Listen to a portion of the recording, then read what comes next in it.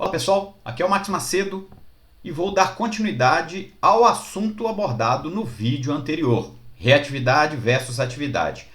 O enfoque do vídeo anterior foi nas diferenças entre reatividade e atividade e na possibilidade de existência de reatividade e atividade nas diferentes emoções, ou seja, toda motivação inata ela pode ter a sua fase reativa quando há a presença de um evento ou elemento agente estimulador para eliciar, evocar a resposta emocional, e também pode ter a sua fase ativa, onde não há a presença de um agente claramente estimulador, naturalmente dentro daquele programa emocional, lembrando que cada emoção ou motivação inata tem o seu próprio programa emocional, não obstante todas elas respeitem alguns critérios que são gerais, constantes, componentes em todas elas, mas cada critério que é geral tem a sua peculiaridade dentro do próprio programa emocional. E cada emoção tem a sua resposta emocional reativa, mas ela pode, dependendo do que ocorrer, passar a um comportamento ativo iniciado naquela emoção reativa. O vídeo anterior então tratou um pouco sobre isso e agora eu quero tratar sobre a importância de entendermos isso de uma maneira mais prática. Nós temos que compreender que quando a gente fala de treino por reforço, a gente tem que primeiro entender o que é reforço. Reforço é tudo aquilo que acontece após um comportamento, que aumenta, em decorrência da ocorrência deste, aumenta a probabilidade futura de ocorrência desse comportamento. Então, surge dado comportamento. Então, primeiro nós temos que ter um comportamento. Não é possível reforçar comportamento que não existe. Primeiro eu tenho que ter comportamento. Eu tenho comportamento, aí eu adiciono, por exemplo, reforço a esse comportamento. Seria o reforço positivo. Então, eu adiciono algo ao contexto, o reforço positivo, e em decorrência dessa adição, esse comportamento aumenta a probabilidade futura de ocorrência. Então, isso seria reforçar um comportamento, e isso está dentro do chamado treino por reforço. Repito, nós temos um comportamento, nós adicionamos algo ao contexto, no caso de ser um reforço positivo, né?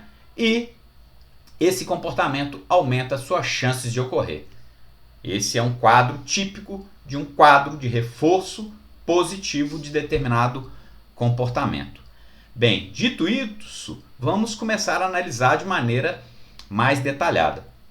Um colega me fez o seguinte questionamento: Max, se um comportamento reativo se dá mediante um agente estimulador e um comportamento ativo se apresenta operando no meio sem a necessidade de uma estimulação, pergunto, se um cão que está operando no meio para tentar achar, por exemplo, um instrumento, uma chave, esse meio ou essa chave não poderia estar estimulando essa resposta? Dependendo da abordagem, da forma da análise, nós podemos reconhecer que sim. Mas essa análise, ela é por demais grosseira. Entendo bem a expressão, não é uma expressão crítica, mas uma expressão analítica. Por demais grosseira, porque com ela a gente fecha os olhos para as diferenças que há entre os dois quadros. Nós temos um quadro que há um agente ativo que gera a resposta no sujeito que nós estamos analisando, o cão, por exemplo, que é um sujeito reativo, e no outro quadro nós temos, às vezes, um target, uma caixa de referência, algum outro instrumento, que não é um agente ativo, ele está passivo. Por mais que possa haver uma resposta desse indivíduo, essa resposta não foi dada frente a um agente que ativamente o provocou nessa resposta. E por mais que numa análise inicial nós possamos dizer que ambos os indivíduos responderam ao meio, se a gente for fazer uma análise mais acurada, nós veremos que os meios têm sim suas diferenças. Enquanto o meio citado primeiramente foi ativo para obter a resposta, o outro, o meio, foi passivo, inerte, e ainda assim nós tivemos uma resposta comportamental. Basicamente, então, reatividade e atividade nós vamos avaliar com base no que aconteceu no meio para gerar essa resposta. Porque se a gente analisar somente o sujeito, nós podemos ficar confusos. Se a gente fizer um zoom só no sujeito, no cão, em ambos os casos ele pode estar operando similarmente. Mas nós devemos abrir o zoom e olhar o contexto. Em um quadro, há um agente estimulatório. O outro quadro não há um agente estimulatório. É um quadro inerte, passivo. No quadro que há o agente ativo estimulatório, o sujeito foi reativo ao agente ativo estimulatório. No outro quadro, o sujeito foi ativo frente a um eventual agente ou instrumento inerte. Aí se dá a diferença básica da análise. Quando nós vamos fazer uma análise comportamental, nós não podemos analisar só a resposta do sujeito, mas o todo. Porque o que vai determinar a adjetivação desse agir do sujeito, ou reagir, é a interação dele com o quadro ou com o contexto. Dito isto, vamos então prosseguir no nosso raciocínio. Pois bem, quando eu estimulo, e aqui eu estou citando o quadro da reatividade, eu estimulo, a resposta existe somente enquanto dura a estimulação. Então o indivíduo está na fase reativa. Na fase reativa, não há aprendizado instrumental operante. Diferentemente da fase ativa, onde o indivíduo opera frente a um contexto inerte, obtém eventualmente algum benefício, e aí ele aprende. Por quê? Porque a operação requer um processamento do córtex pré-frontal, e isso gera uma memória emocional permanente, porque ele pensou, agiu e obteve benefício. Já numa reação emocional, num quadro de reatividade, o indivíduo não foi intencional, ele simplesmente respondeu involuntariamente a uma estimulação. De maneira prática, para onde nós podemos levar esse raciocínio? Exemplo, no treino de exercícios para obediência, nós podemos usar isso. Se nós estimulamos o cão a seguir algo e não damos a chance dele procurar por si só para receber o benefício, nós estamos incorrendo no erro de tornarmos o nosso cão reativo. E num dado momento, quando não houver essa estimulação por parte do condutor, o cão não vai saber o que fazer. Então, quando nós formos usar a indução para ensinar algum tipo de comportamento ou exercício, nós temos que ter em mente que o processo de indução, não obstante possa trazer, logicamente, grandes resultados, ele pode trazer grandes resultados de acordo com a capacidade que o treinador tem de utilizar a indução, porque tem que estar dentro do programa dele também um programa de retirada da sua indução estimulatória para dar chance para o indivíduo realizar por si só, para aí sim ele se comportando por si só, ele ser recompensado para que haja reforço de comportamento e esse comportamento possa se desenvolver e num quadro futuro onde nós quisermos que o cão realmente se comporte em decorrência desse comportamento reforçado, não haja necessidade mais do condutor fazer os movimentos estimulatórios típicos da indução ou do luring. Tranquilo esse raciocínio?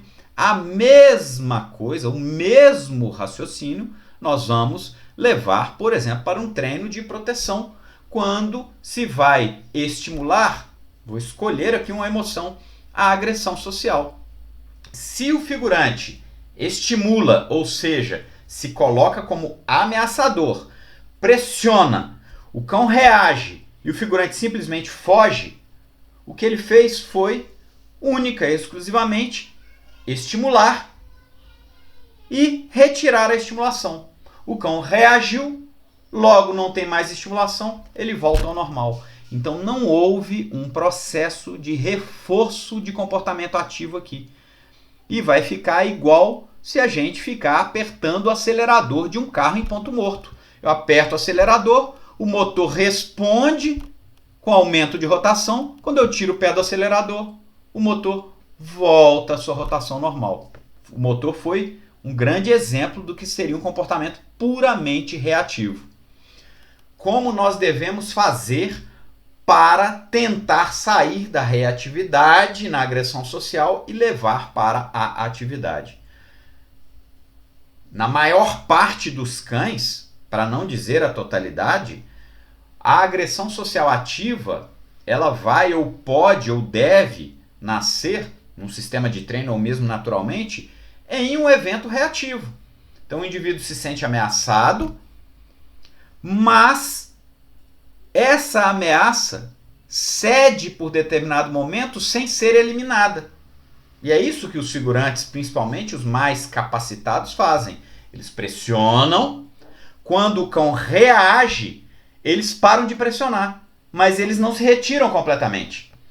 No que ele para de pressionar, ele torna-se um elemento passivo.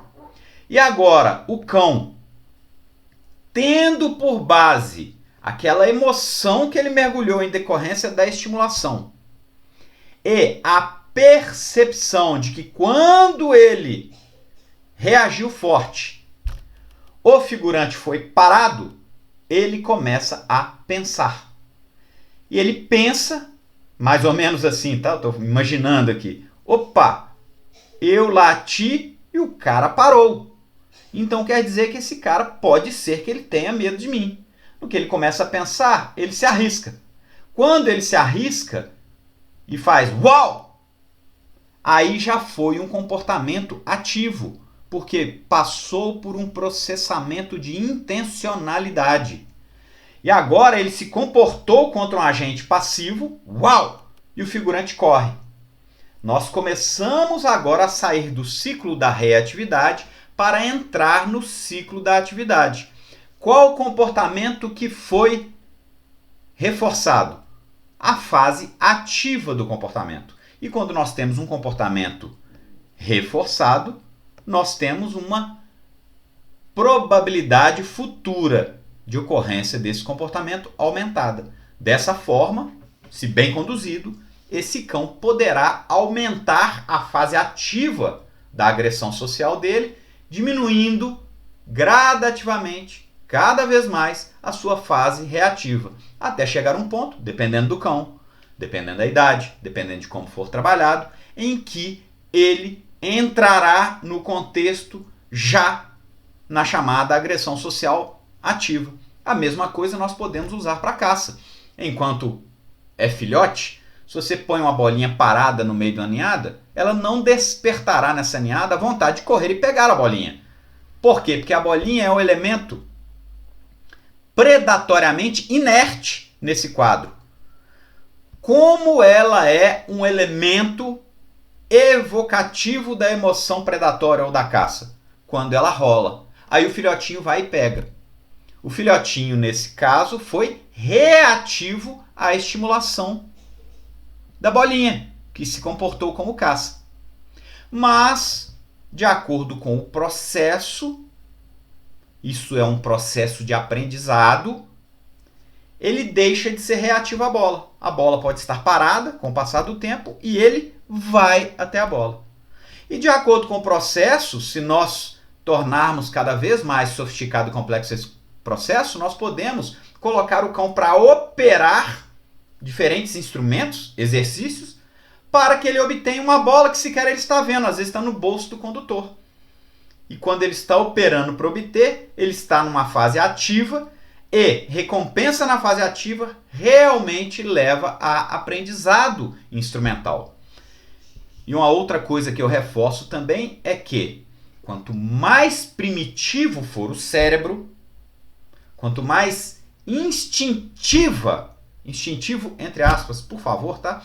Quanto mais instintiva for essa ação, como os etólogos antigos denominavam ação instintiva, menor é o processamento instrumental. Mais instintivo, menos plástico é esse comportamento. E quanto mais instrumental é um comportamento, quanto mais ativo é um comportamento, mais dependente ele é de um processo de aprendizado, mais sofisticado ele é, mais relacionado a uma gestão do córtex pré-frontal, que é a região cerebral gestora das ações instrumentais. Enquanto as reações emocionais mais primitivas são geridas pelo sistema límbico. Então, o sistema límbico, reações involuntárias, a partir do momento que deixou de ser uma reação involuntária, passou a ser uma ação, vai para o córtex pré-frontal e torna-se uma memória de habilidade.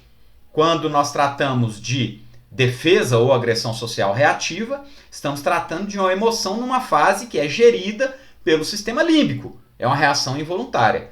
Quando esse cão converte essa agressão social reativa em agressão social ativa, nós estamos tratando de uma fase emocional da mesma emoção, que é a agressão social, porém uma fase ativa, mais instrumental, mais dependente de aprendizado e de certo controle volitivo e intencionalidade. Tal como funciona para o exemplo que aqui usei, da agressão social, também podemos aplicar para a agressão predatória ou vulga caça, que é o termo técnico, o jargão técnico mais utilizado no meio do treinamento, não só no Brasil, mas no mundo inteiro. Se você gostou desse vídeo, não deixe de comentar, curtir, se inscreva no meu canal, me siga nas mídias sociais e até a nossa próxima oportunidade.